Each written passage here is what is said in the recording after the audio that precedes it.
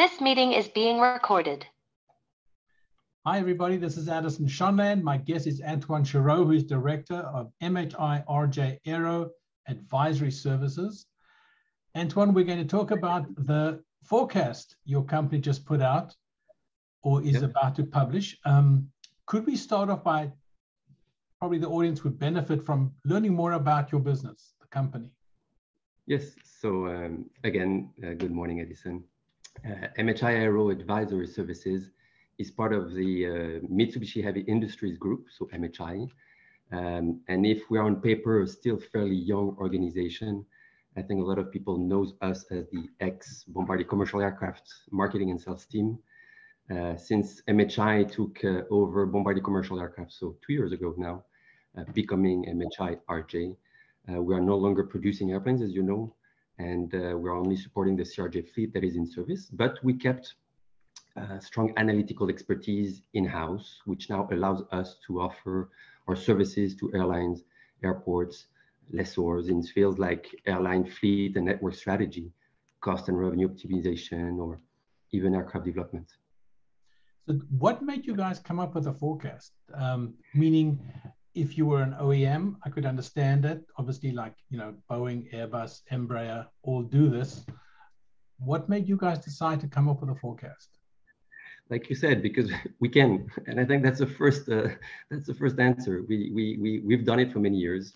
It's not an easy exercise, and like you mentioned, airframers have large teams to handle that exercise. It's critical for them.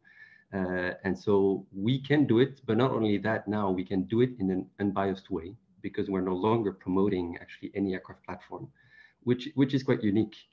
Now, as an advisory team, I think what we did not want it to be is kind of a black box or a single PDF document where the reader would be struggling basically to understand all the assumptions that are used in the background and the influence of each of these assumptions. We wanted to actually share a model where basically airlines, airports, suppliers can see the true market potential for each aircraft segment and what are the key factors basically that affect the demand.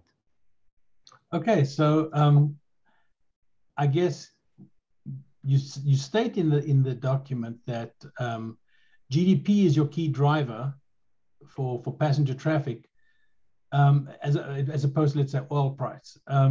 Isn't that playing a little bit with words? I mean, oil prices drive GDP, so it seems like... Indirectly, yes, you're right, Edison. So oil will have an impact on the GDP, but the question that we hear often is whether there is a correlation between oil prices and passenger traffic. I think one would expect that passenger traffic to go down as oil prices go up. But if we look back, I think since the 1990s, the evolution of jet fuel price and passenger traffic, actually there is no correlation between these two metrics. So what we can see is that passenger traffic is actually influenced by the speed at which price of fuel evolves. If it increased drastically, of course, most airlines will have no other choice but to increase fares to counter losses. And so this will impact the passenger demand and the revenue in the short term. But if it goes up slowly, but surely, at some point, airlines will tend to actually lower fares to stimulate the passenger demand. And so this will translate into more revenue in the long term. So I think also what we see this summer is pretty explicit. The fares are historically very high and does not look like passengers are willing to stay at home. Airports are busy, so there is still demand. So it's amazing. What you're saying is that that the data seems to support the proposition that travel is relatively inelastic. True, yeah. So yeah, you said it. All right. So one of the things that I also noticed that you said that you think that traffic will not recover to pre-COVID levels until 2030. But as you just mentioned, and anecdotally, I've been traveling quite a bit this last month. Boy, flights are oversold routinely. Airports are packed as they've ever been. The data that we see shows from the US seems to show that we're at or maybe marginally below where we were in 2019. It seems like the recovery is pretty much there. True, we are approaching, like you said, what we were 3 years ago, Edison. So we should have been much higher by now. So Right. that's the point. It's just to say that it will still take a bit of time, and maybe more than what we think, to catch up with what we were supposed to be. So that's Right. all we're saying. I think we're all happy to see that we're back with 2019 levels, but by now we should have been much higher. So I think Right. the system needs to adjust in a way. So in other words, to get on the long-term trend, Yes. might take up to 2030. It's Yes. interesting, Antoine, because I think everybody had this fantasy when the pandemic started, what kind of recovery will we have?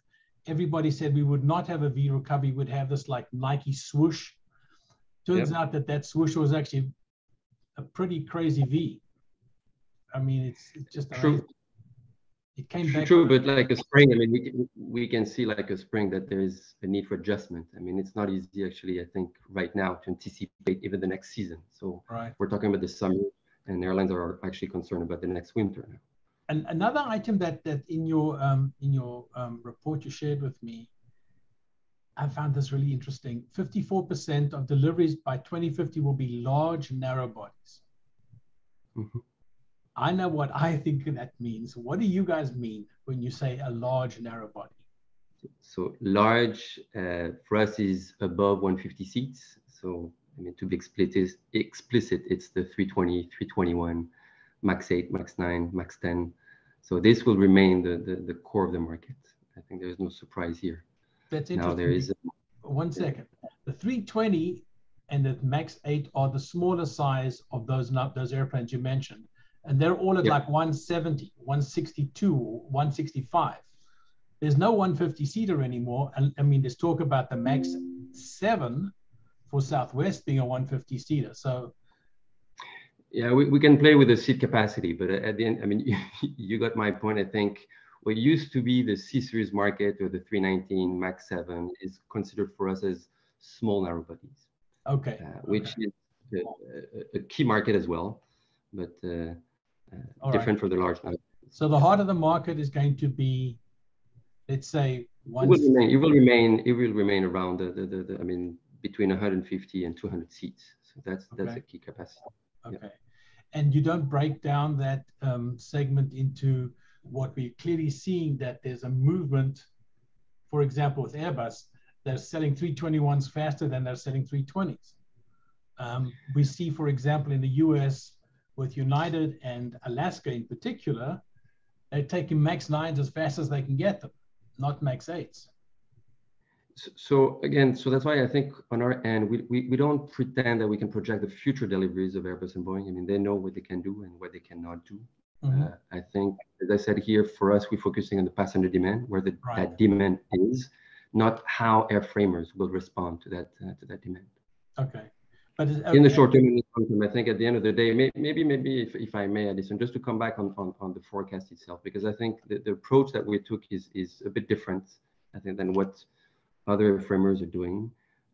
We've actually moved away from the classical, I would say, econometric models, which are based on GDP, fares, population size. We've decided actually to look at to use a behavioral approach, something that we've already done in the past, but maybe a way to explain the difference between the two. I'll use an image. I think it's maybe more explicit. If you look at a comet in the sky at night, you may think after a few nights that comet is following a straight line. Statistically, that seems logical. And that's what an econometric approach is about. I think it's trying to use top-level correlations or statistics just to extrapolate what could be the trajectory of that comet. A behavioral approach is trying to understand why is that comet moving. So what does it make moving? And the answer showed that the comet is following an elliptical approach instead of a straight line. So all this to say that our forecast is driven by passenger demand. So not what the suppliers can do or cannot do. I think we are looking at every single country pair, even city pair. We go down to actually the time of departure and arrivals for each route. So our methodology will take into account the income distribution within a population together with its propensity to travel. So it requires less historical data actually, so which is we think a good thing, and we can project actually all the way to 2050, which I think is also a key milestone for industry. I think so far a lot of forecasters are looking just at the next 20 years, so 2040, but I think we're all looking at that milestone in 30 years from now to reach the net zero carbon, and that's what we can do with our methodology. Right, it seems like a bottom up, you build your model bottom up. Exactly. And I think also, as you know, we can see there's a great excitement around new technologies right now. And so we know the initial concern for our engineers is to often address the how the product can actually open new markets. But very often the question of the market potential is left behind. And we just hope that a good product will find its market on its own. With this kind of methodology, we can actually look at routes that don't exist today. And so, again, we would be happy to share the model and all the assumptions behind. And one of the things that you'd mentioned to me was the fact that because of your approach, you're able, because of the flexible approach, you're able to start off with things like eVTOL, which I don't think anybody has forecast yet. Exactly. We go back to the passenger itself and its ability to travel. Why is it traveling? These kind of questions. A bit like the comet image that I just gave, trying to understand what make people move. So tell me, what is your sense of the eVTOL market over the next, let's say, 10 years, 20 years? I don't want to go further than that because who knows where we'll all be 10 years from now. And again, that's why I would not go on the technological side. I mean, what you give me is actually a good opportunity, Addison, to talk about another paper that we've published recently, which we call the Sustainability Aviation Roadmap. Actually, the idea for us was to, again, leveraging our aircraft OEM background to analyze the various approaches to address sustainability. So specifically the rollout of new technologies and how they will impact the composition of the commercial aircraft fleet in the future. So again, in an unbiased way, eVTOL are part of them. I think there are many ways to address that market, but yes, there is a demand. Again, there is a demand. Okay. So we can share that with whoever wants to get this market. Okay, fine. You also mentioned an interesting statistic, 60%, you guys foresee 60% of ownership by lessors. That's quite a jump.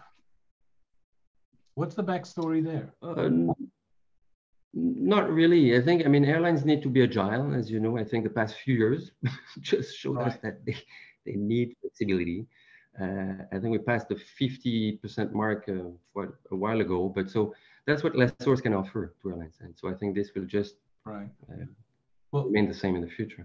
Well, I guess we've always looked at lessors as market makers. You know, they're the pool that can move stuff around. One thing that I'm also intrigued, obviously, because of the history of your team with the regional business, they're no question, they're experts in that area. You talk about 7,000 deliveries for over the next 30 years, which is about 230 a year. Is that big, small? That feels like it's not that, you know, the regional market seems to be very, I want to even say stale, perhaps, because there's one player and who knows. Look, Edison, I remember those days when you and your peers were asking us if there is really a market for the C-Series, you know, again and again. That's not a regional jet. True, but that's the same story here for the regional market. And I think, of course, if nobody wants to invest in that segment, it will disappear. Okay, but the demand is there. Airlines like that market. I think we talk a lot about the pilot shortage, for instance, in the US right now, which is a concern. But if you look at the revenue that is brought by the regional aircraft fleet in the US, it's significant. This is $10 billion a year for the big three only. So that's a lot. So yes, like the A220 now, for the 100 and 250 seats market, we believe the regional aircraft market will not disappear. And more than that, for us, 230 is not bad at all. It's a great volume. Would you throw turboprops into that segment? Yes, Yeah, it's Okay. a capacity, and we're talking about the capacity range. So it's Right, props right. and because I think that that's the thing that has intrigued everybody for years and years and years. Why don't turboprops make a comeback in that segment in the US? I mean, turboprop today is a very advanced piece of equipment. It's not like it was 20 years ago. It may, Edison, but that's. I think we cannot necessarily exclude that scenario in the future. I think there is a bit of education for sure and history that explains the situation, but yeah. Could I get your thoughts on the OEM side of the regional market? You're bullish on regionals, okay, that's great. And you're an ex-OEM. And of course, Mitsubishi SpaceJet is not unrelated. That's the mystery plane era right now. How do you see, if the market is attractive, and of course there are other players out there, China, for example, but the AirInsight is not an effective player. But where do you think the dynamic comes from? Can this continue to be essentially turboprops and Embraer? And Embraer, of course, is coming up with another turboprop. So how do you see this segment evolving technologically? Because clearly, for example, hydrogen or electric power or hybrids, it's all going to hit this market first. This is going to be the sandbox where all that stuff is first brought about. That to me is really intriguing. It is. I think a lot is happening. You're right, Edison. I think, but for now, our position has not changed. We're still evaluating the business environment. As you just said, there are many moving pieces that we can see right now. And so it will be actually a very exciting time. I think that the years ahead of us will show that major players have to position themselves, and we consider ourselves part of the game. So when the conditions will be aligned, will be clear on where we stand. And I think what we said 2 years ago is still valid. We're today supporting the fleet of the CRJ, the CRJ fleet, sorry, that is in service, and that's we're really happy with that. Right. It's a great way to get the pulse of the market and where airlines are today.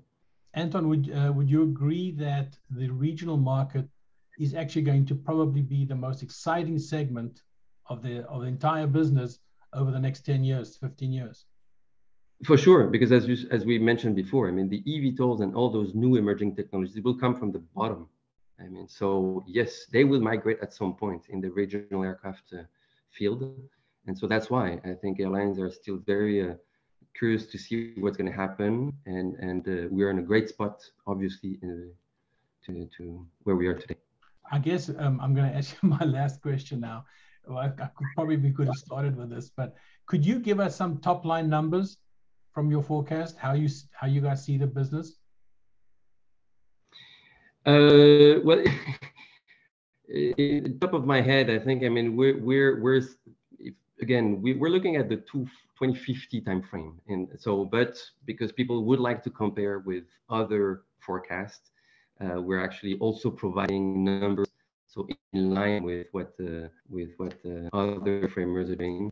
We're slightly low what we're showing, so we're more in the 40,000 aircraft total for the next 20 years, if we were to compare with Airbus and Boeing. And so mainly the breakdown, as you mentioned before, 54% is for the large narrow bodies. You mentioned 7,000 is regional aircraft, so that's over 30 years, but so it's a bit less than 5,000 if we look at the next 20 years, sorry. And the wide body is slightly bigger than the regional market size. So I think for the next 30 years, we anticipate 9,500 aircraft to be delivered in the wide body segment. Fascinating, Antoine. Thank you so much for sharing your thoughts with me. Thank you, Edison. Thank you.